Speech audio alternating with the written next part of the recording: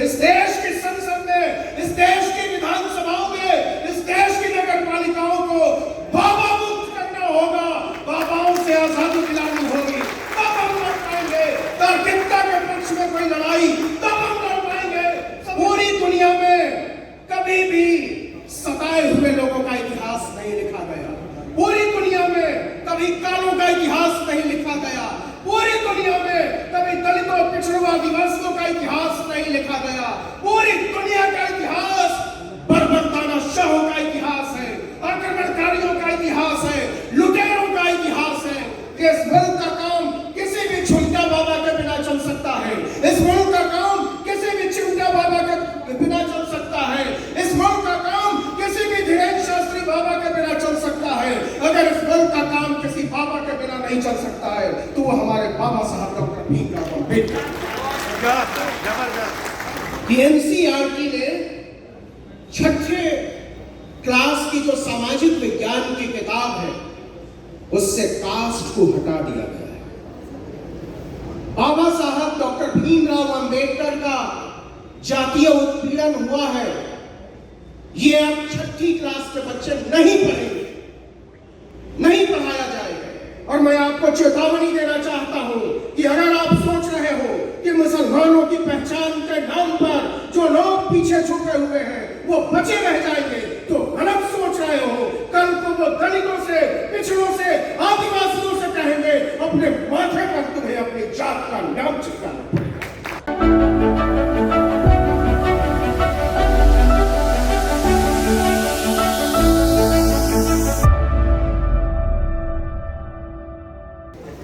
क्या हमने वो सब हासिल कर लिया है जो किसी भी चुनाव से हम हासिल करने की उम्मीद करते हैं?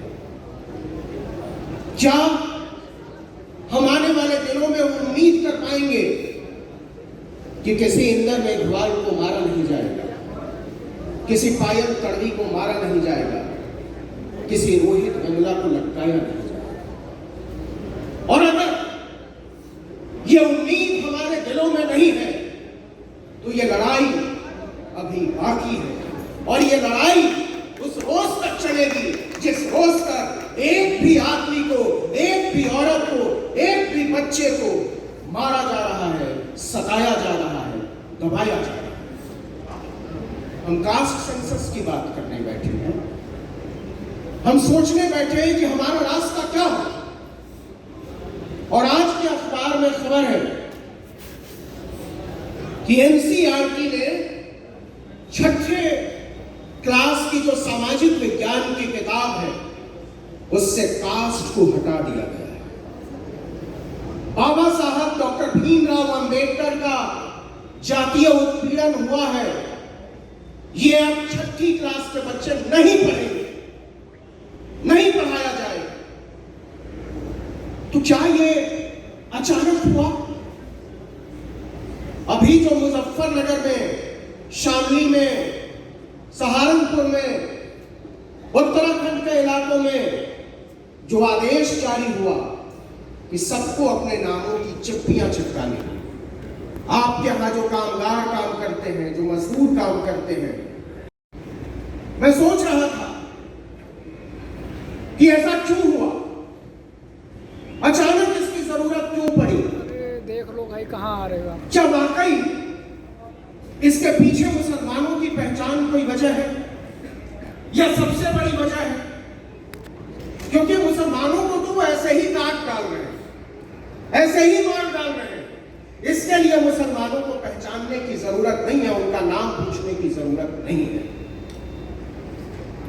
मुसलमानों ने इस मुल्क में कभी भी अपनी पहचान नहीं छुपाई, अपना नाम नहीं छुपाया, अपनी उपासना पद्धति नहीं छुपाई।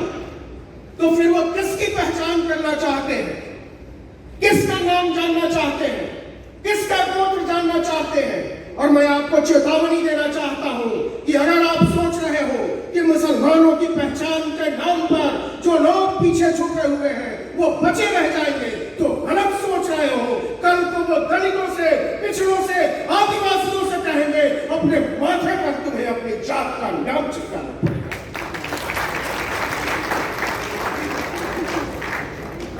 ये पहचान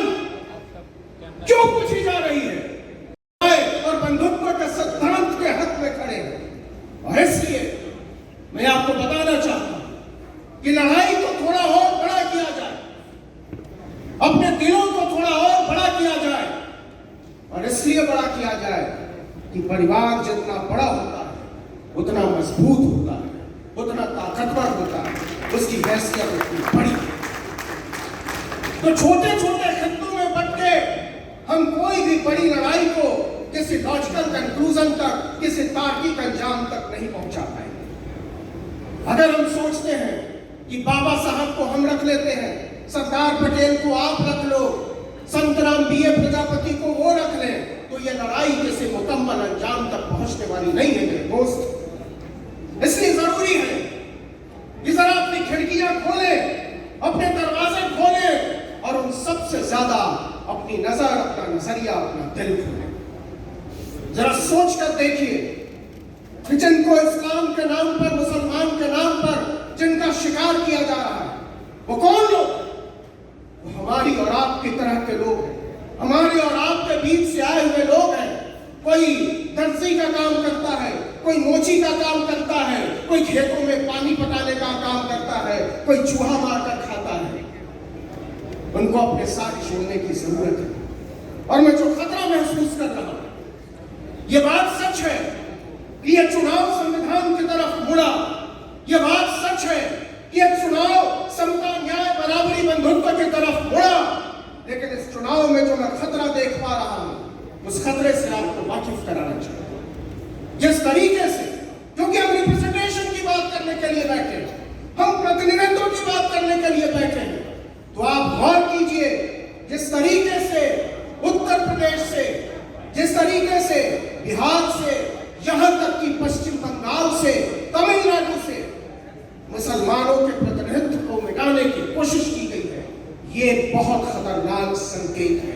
अगर आपको किसी दंगाई का मुकाबला करने के लिए, अगर आपको हमको किसी फसादी का मुकाबला करने के लिए, अगर हमको आपको किसी संविधान विरोधी का मुकाबला करने के लिए संविधान का ही विरोध करना पड़ जाए, फसाद के पक्ष में खड़ा हो जाना पड़े, दंगाइयों के पक्ष में खड़ा हो जाना पड़े, तो फिर हम में और आप में कोई फर्क बचेगा नहीं।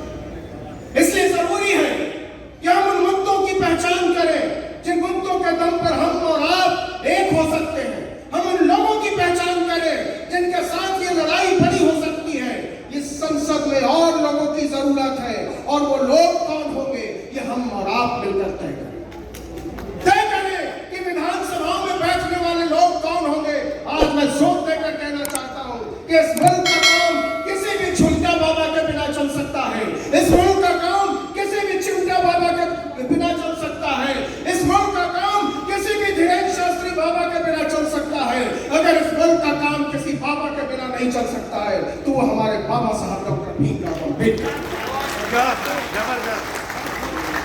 मैं आपको बताना चाहता हूं कि इस मुल्क से तमाम बाबाओं का नामो निशान मिटाने की जरूरत है।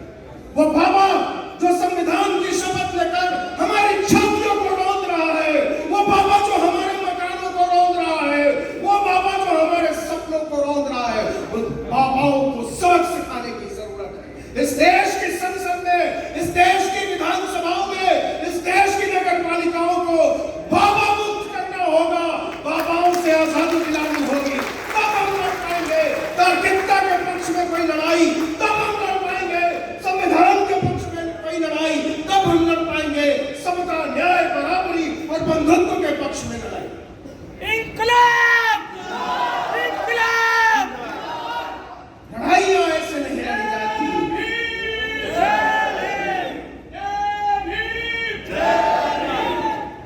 इसलिए मैं संक्षेप में, मेरे बाद 4 लोग हैं, सिर्फ इतना कहना चाहता हूं कि हम और आप जब यहां से जाएं, बिहार, बंगाल, राजस्थान की मेरी बहन बैठी है, उत्तर प्रदेश, अपने गांव गिराओ, तो लोगों से कहें कि जो लड़ाई हम लड़ रहे हैं उसके लिए बहुत बहुत बहुत ज्यादा लोगों की जरूरत है। क्योंकि इस देश में, और इस देश में ही नहीं, पूरी दुनिया का इतिहास उठाकर पढ़ लीजिए, पूरी दुनिया में कभी भी सताए हुए लोगों का इतिहास नहीं लिखा गया। पूरी दुनिया में कभी कालों का इतिहास नहीं लिखा गया। पूरी दुनिया में कभी दलितों, पिछड़ों, आदिवासियों का इतिहास नहीं लिखा गया। पूरी दुनिया का इतिहास बर्बरताना शाहों का इतिहास है, आक्रमण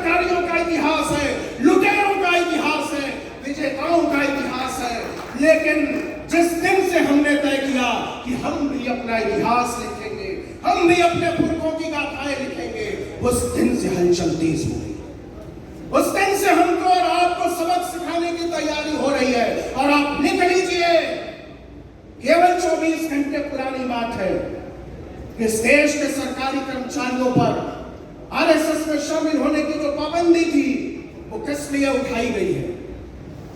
यह कोई साधारण बात नहीं है, यह रातों रात नहीं है, यह संविधान के हमलावरों को अपने काम में जुट जाने की मुनादी है। अगर हम और आप इसको समझ नहीं पा रहे हैं, अगर हम और आप इसके खतरों को नहीं समझ पा रहे हैं और नहीं जान पा रहे हैं कि अगला निशाना कहां होगा, तो शायद बहुत भोले हैं।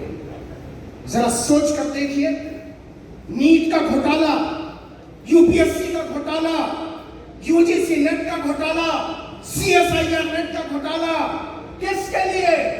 क्यों नीट की दोबारा परीक्षा नहीं हो रही है? ये परीक्षा दोबारा इसलिए नहीं हो रही है कि इस मुल्क की सरकार जिन लोगों ने 10-10 लाख, 20-20 लाख, 50-50 लाख रुपए देकर हमारे गरीब बच्चों का हक मारा है, वो बच जाए, उनका मेडिकल कॉलेजों में दाखिला कहीं लटक न जाए, इसलिए तैयारी हो रही है कि नीट का परीक्षा मत हो। तो हम और आप, लक्ष्मण यहां बैठा हुआ है, उससे पूछिए कि उसको विश्वविद्यालय से क्यों निकाला गया। और ये केवल अकेले उसकी बात नहीं है, उन लाखों लोगों की बात है जिनको पढ़ने से रोका गया है, जिनको लिखने से रोका गया है, जिनको बोलने से रोका गया है। जिस दिन भी आप लिखने की बात करोगे, जिस दिन भी आप पढ़ने की बात करोगे, जिस दिन भी आप बोलने की बात करोगे, उस दिन आपके ऊपर लाठियां चलेंगी, उस दिन आपके ऊपर पत्थर चलेंगे, उस दिन आपको गालियां सुननी होगी। तो क्या हम लड़ाई लड़ने से इनकार कर देंगे? क्या हम पीछे हट जाएंगे? क्या हम सोचना बंद कर देंगे? या फिर हम अपनी आवाज को और ऊंचा उठाएंगे?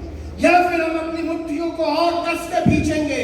या फिर अपनी आंखों में पलते हुए सपनों को आसमान जैसा विस्तार देंगे?